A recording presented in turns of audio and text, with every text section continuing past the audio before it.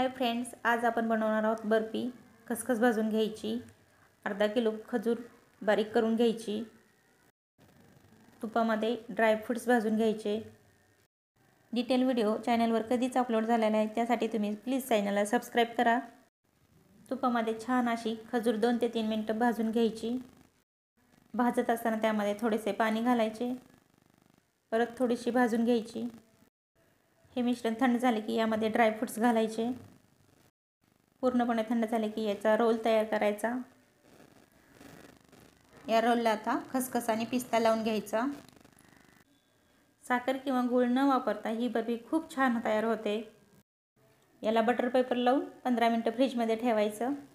15 मिनिटं झाल्यानंतर फ्रीजमधून काढून ही मस्त अशी कट करून घ्यायची। पहा, मस्त अशी आपली घरच्या घरी बाजारात मिळते अगदी तशीच बर्फी तयार आहे।